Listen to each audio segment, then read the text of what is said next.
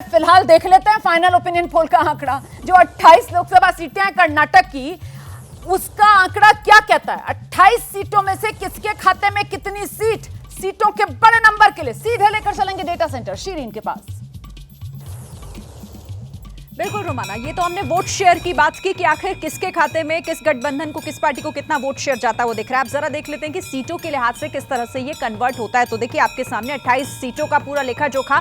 सर्वे ये कहता है कि एनडीए को 23 सीटें मिल सकती हैं और इंडिया गठबंधन के खाते में कर्नाटक में सिर्फ 5 सीटें जाती हुई दिख रही हैं और अन्य के खाते में कुछ भी नहीं। तो 23 सीटों के साथ यहां सबसे बड़ी जीत दर्ज करता हुआ एनडीए गठबंधन दिखाई दे रहा है। कर्नाटक की 28 सीटें और उसकी ये पूरी तस्वीर इस पूरे सर्वे में जो निकल कर आई है वो ये कि यहां बाजी मारता हुआ एनडीए गठबंधन 23 सीटों के साथ 28 में से 23 सीटें और महज 5 सीटों से ही संतोष इंडिया गठबंधन को करना पड़ सकता है। रुमाना, ये बड़ा आंकड़ा है और 2019 के लिहाज से अगर देखा जाए तो कर्नाटक में बीजेपी को कुछ झटका जरूर लगता हुआ नजर आ रहा है, क्योंकि 2019 में अपने दम पर बीजेपी ने कर्नाटक की 28 लोकसभा सीटों में से 25 सीटों पर जीत दर्ज की थी।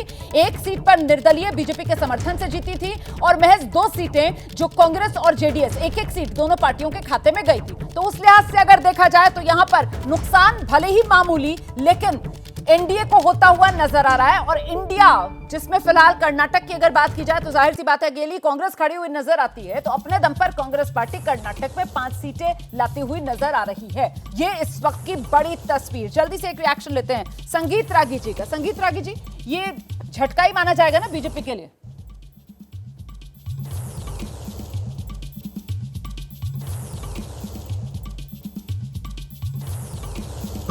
देखिए, जिस प्रकार से एक मैंडेट लेकर के कांग्रेस पार्टी कर्नाटक के विधानसभा चुनाव में आई थी, उसके बाद से वो उम्मीद थी कि जो 3 ऐसे स्टेट हैं जिसके बारे में कहा जा रहा था कि बिहार, महाराष्ट्र और कर्नाटक, ये ऐसे 3 स्टेट होंगे जहां भारतीय जनता पार्टी चुनाव में लोकसभा के फंसी हुई नजर आएगी।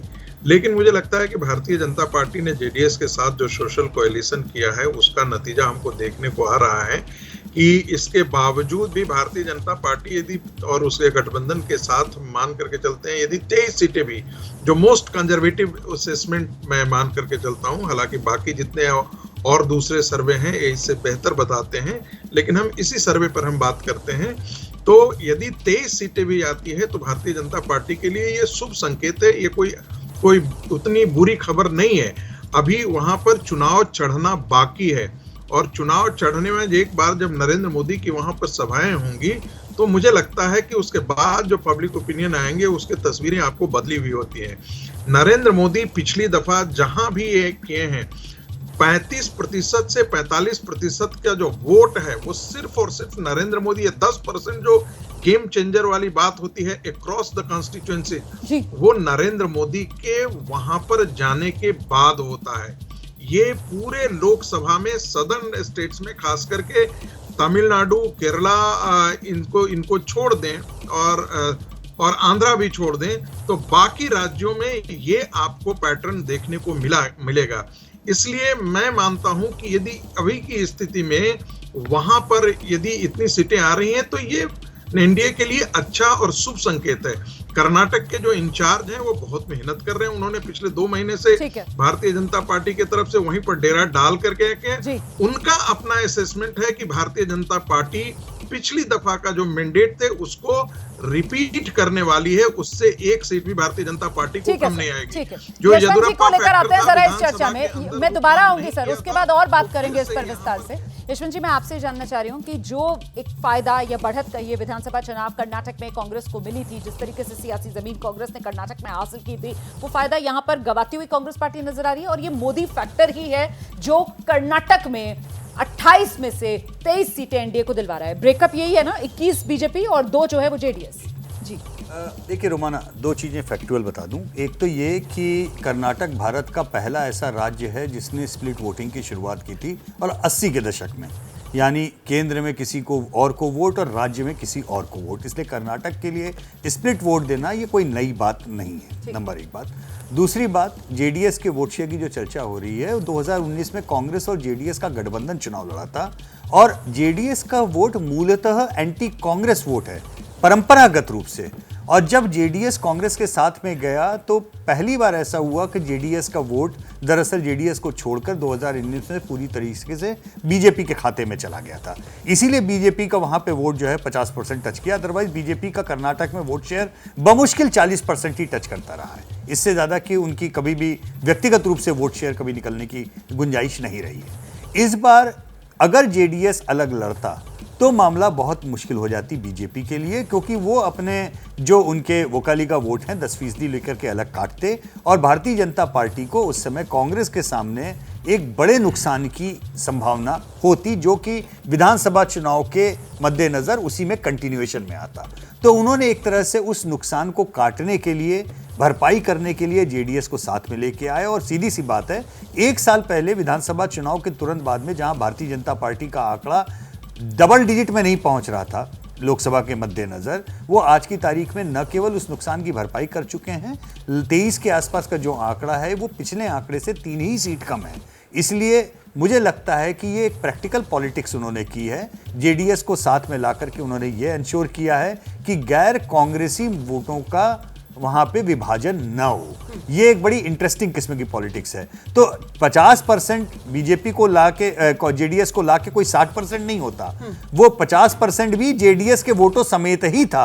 अंतर केवल ये था कि जेडीएस कांग्रेस के गठबंधन में थे और जेडीएस का वोटर उस समय एंटी कांग्रेस प्लेटफॉर्म पे बीजेपी को शिफ्ट हो गया। ठीक है सर, मैं बाकी मेहमानों का रुख करूंगी, लेकिन एक और सवाल आपसे, क्योंकि अभी हम तमिलनाडु वाला आंकड़ा भी दिखा रहे थे और तमिलनाडु में हम ये चर्चा कर रहे थे कि साहब नुकसान बीजेपी को हो रहा है, एआईएडीएमके को साथ ले लेती तो शायद इस तरीके की खमियाजा न भुगतना पड़ता, सीटों में कुछ फायदा मिल जाता। यहां पर बीजेपी जेडीएस को साथ लाकर वही तमिलनाडु वाली गलती नहीं करती हुई नजर आ रही है। इसकी पीछे वजह यह नजर आती है क्योंकि कर्नाटक में आपके जो मेन कॉम्पिटिटर है वो सामने कांग्रेस है, और दूसरी तरफ तमिलनाडु जहां द्रविड़ पॉलिटिक्स, जहां एआईएडीएमके वर्सेस डीएमके, यही बिग फाइट वाली बिग पिक्चर रही है। देखिए, मुझे ऐसा लगता है, चूंकि प्रभु चावला जी यहाँ पर हैं, वो ज़्यादा इसकी इंटरनल डायनामिक्स आपको समझा देंगे, लेकिन मेरी छोटी समझ जितनी समझ में आती है, मुझे लगता है कि तमिलनाडु का चुनाव जो है वो डीएमके वर्सेस एनडीए या डीएमके वर्सेस एआईएडीएमके का नहीं है। तमिलनाडु का ये चुनाव दरअसल बीजेपी वर्सेस एआईएडीएमके का है। पोस्ट जयललिता सिनेरियो में डीएमके के खिलाफ दूसरा पोल कौन बनेगा, ये उसकी कवायद है। और इसलिए इसमें सीटें, देखिए, बीजेपी अगर एनडीए में एआईएडीएमके के साथ में जाती तो भी क्या होता, तभी भी वही 3 सीटें होती जहां पर वो किसी तरीके से मुकाबले में होते, कन्याकुमारी, कोयम्बटूर और अभी रामनाथपुरम में जहां पे ओपीएस उनके सहयोग से लड़ रहे हैं। थेनी में हो सकता है एक, अगर वो एएमएम के उनके साथ में आ जाती तो हो जाता। तो 4 सीट के अलावा 5वीं सीट बीजेपी की भी नहीं है जहां पे कोई वो बहुत गंभीरता से वहां फाइट में आते, अगर एआईएडीएमके के साथ गठबंधन में होते तो भी।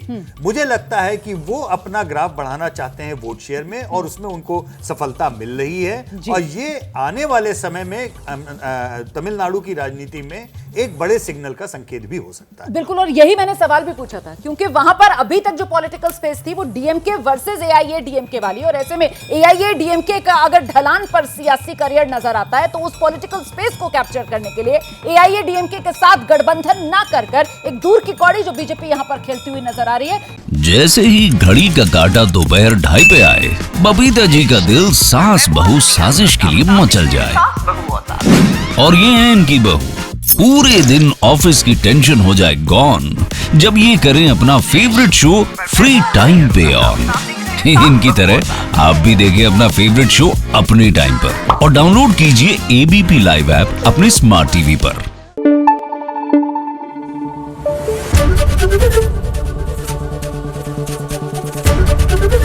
एबीपी न्यूज आपको रखे आगे।